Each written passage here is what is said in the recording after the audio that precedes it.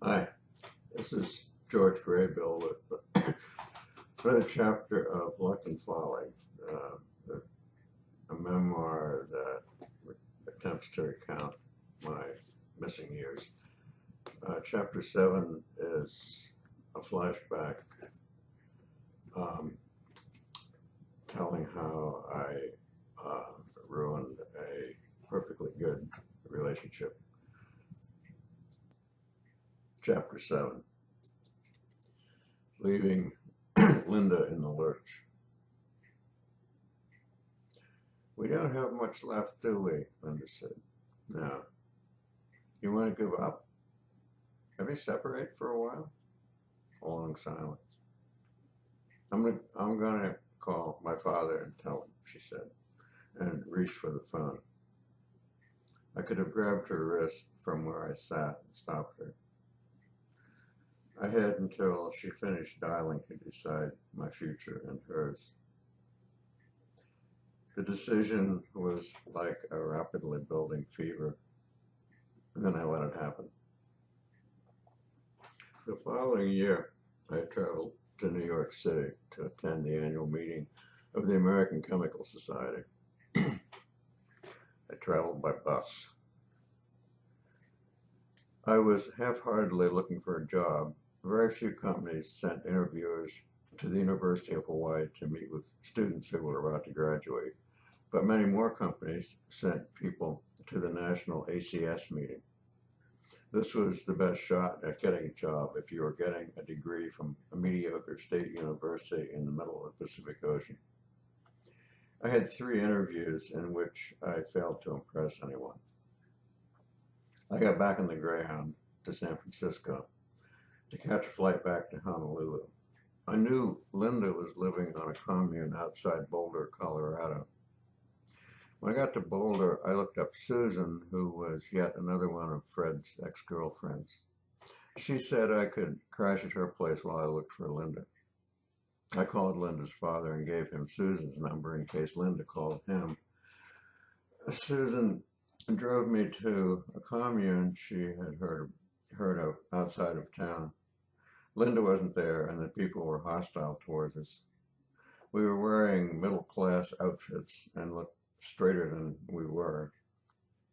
It finally worked out. Linda called home, got Susan's number, called me, and came to meet me at Susan's. We were a little nervous. I think neither of us was sure what we wanted to do. She had a car and had decided to move to California to start over. She had one of those early Plymouth Valiants that looked like a Chrysler that had been squeezed to half its length. We would make it a road trip during which we would explore the West and our feelings. When we got to Utah, we headed south to see the canyons. At night, there was a full moon. From time to time, we passed fantastic roadside rock formations and walked around in them, watching the changing moonlight and moon shadows. We were getting sleepy, and I suggested we take turns reading out loud and driving. I had just started Lilith by George MacDonald.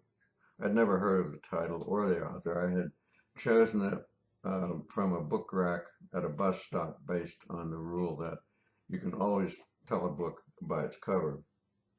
It turned out to be a surreal 19th century fantasy. The dreamscapes of the book matched those we were driving through.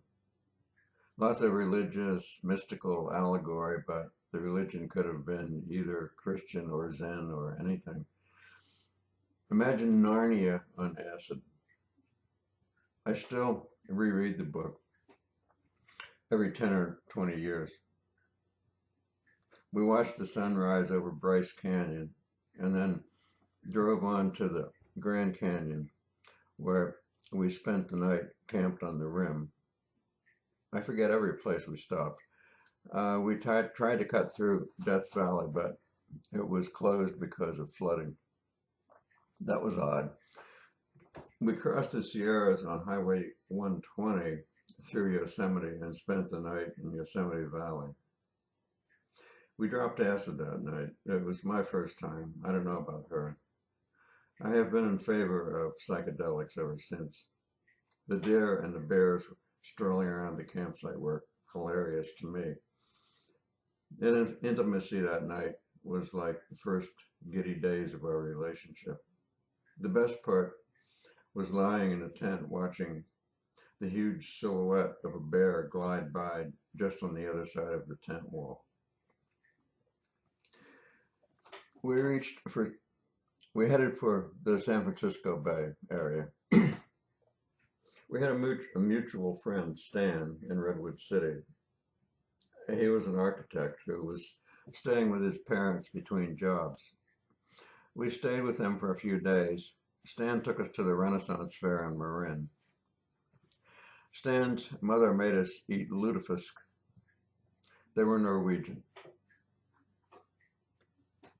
The departure of my flight drew near. It had been a good trip. We had enjoyed each other's company. I was just as torn up by indecision as ever. I had to choose between being married to a beautiful, interesting woman and being a fucked up, lonely jerk. I think I chose to be a jerk because I was a jerk. Linda stayed with Stan's parents for a while until she got on her feet. Yesterday, I learned that Stan had died. I wonder if I should tell Linda. Vagrant thoughts. That was hard. I managed to tell the truth about events I have chosen not to dwell on for many years. I can't tell if I feel better or worse for having done it.